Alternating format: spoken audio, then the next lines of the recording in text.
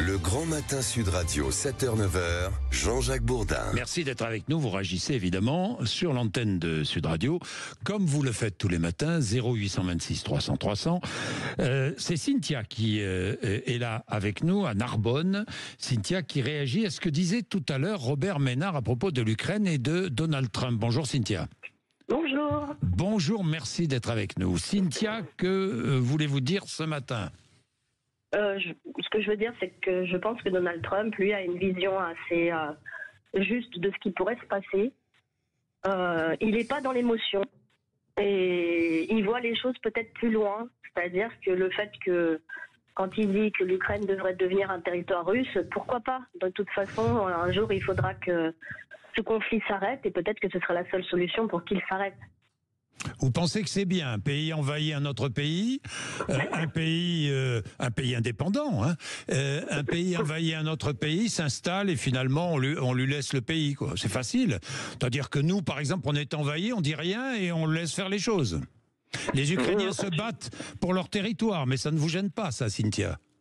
Bon, c'est pas ça, c'est que je pense que le conflit, déjà à l'origine, il était interne et on ne pouvait pas laisser, parce que à l'origine, toute la population russe d'Ukraine a été tuée par le gouvernement ukrainien. Donc je pense qu'on ne peut pas laisser faire ça non plus. Vous ne pouvez pas dire que toute la population russe d'Ukraine a été tuée par le gouvernement ukrainien. Vous pouvez pas dire ça. C'est ce qui s'est passé.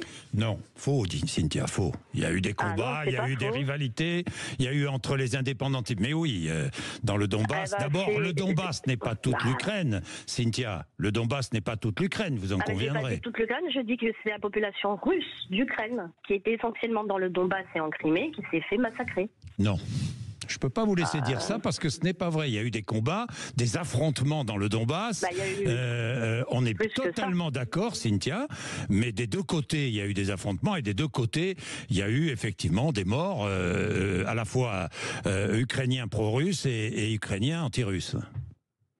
Voilà la réalité, Cynthia. Bon, après ça, c'est une chose. Ensuite, les troupes russes sont entrées en Ukraine. Vous dites ce matin, il faut que l'Ukraine, finalement, revienne à la Russie. C'est ce que vous dites. Ça permettrait d'arrêter ce conflit, je pense, s'ils pouvaient trouver une solution comme ça. Ah oui, donc c'est facile. Donc un pays envahit un autre pays, et puis on arrête le conflit, quoi. Aujourd'hui, de toute façon, qu'est-ce qui se passe en Israël ? C'est-à-dire ? C'est-à-dire, ils se sont installés en Israël, ils ont commencé pareil à Gaza, à éliminer les Gazaouis. Qu'est-ce que vous voulez qu'on fasse aujourd'hui ? C'est-à-dire qu'on envoie les Gazaouis n'importe où et on s'installe, c'est cela ?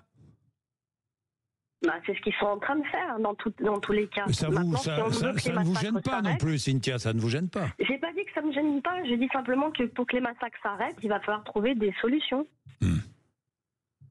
Donc la solution, c'est de laisser l'envahisseur s'installer. Mais si l'envahisseur, comme vous dites, quand il s'installe, il peut faire en sorte d'arrêter de tuer les gens, ce sera peut-être bien. Bon, Cynthia, c'est une position qui est la vôtre, que je respecte, parce que ici, je respecte toutes les positions. On peut ne pas être d'accord, mais on doit se respecter, quoi qu'il arrive. Merci beaucoup, Cynthia, dans tous les cas. Avec plaisir. Mais vraiment, merci. Julien est à Juvisy-sur-Orge. On change complètement de région. Bonjour, Julien. Bonjour Jean-Jacques. Bonjour, que vouliez-vous dire, Julien, à propos de Trump et des décisions commerciales de Trump? Ménard disait tout à l'heure, c'est un épicier, Trump. Il pense aux intérêts des États-Unis, à ses propres intérêts. Julien, que pensez-vous de ces droits de douane sur l'acier et l'aluminium, 25%? Je pense qu'en fait, globalement, il est en train de se tirer une balle dans le pied parce que c'est pas le seul producteur d'acier et d'aluminium au monde. Ce qui va se passer, c'est que l'échiquier va se rebattre. Les gens vont s'orienter vers d'autres points et puis vers d'autres vendeurs, d'autres unions. Enfin, il va y avoir d'autres accords commerciaux qui se feront. Et c'est Trump qui sera perdant au final. C'est un peu le problème de la loi du marché. Vous pensez que ces mesures risquent de se retourner contre lui ?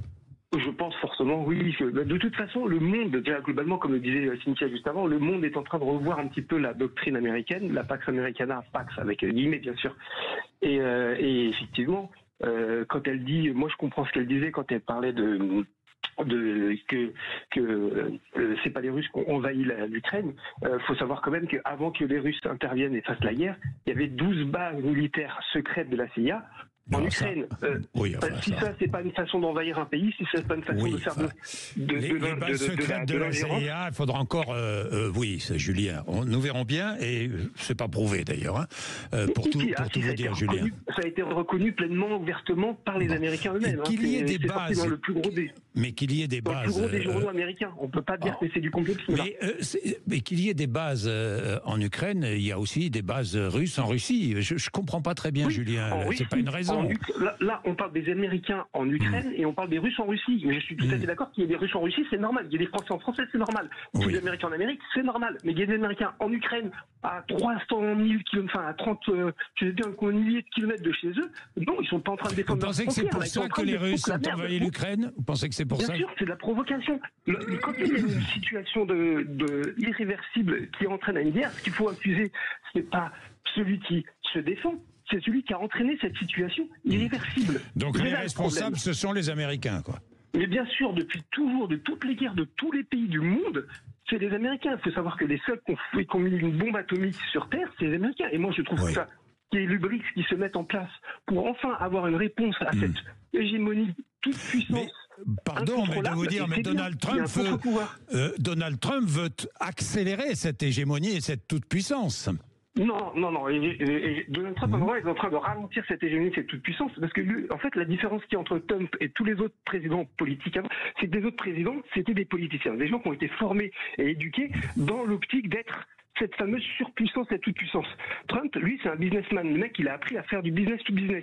Lui, ce qu'il cherche, c'est le 50-50. C'est-à-dire que ça soit gagnant-gagnant. Il veut pas perdre, mais il veut aussi que ça lui rapporte quelque chose. C'est comme ça qu'a toujours fonctionné Trump, et il sait pas fonctionner autrement. Et c'est pour ça qu'il est disruptif avec tout ce qui a été fait jusqu'à maintenant. Parce que ce qui a été fait maintenant, les représentants américains, ceux qui sont élus, sont pas ceux qui prennent les décisions. Ça se sait depuis toujours. Enfin, c'est pas une nouveauté quand on parle de pouvoir noir, enfin je sais plus comment on appelait ça,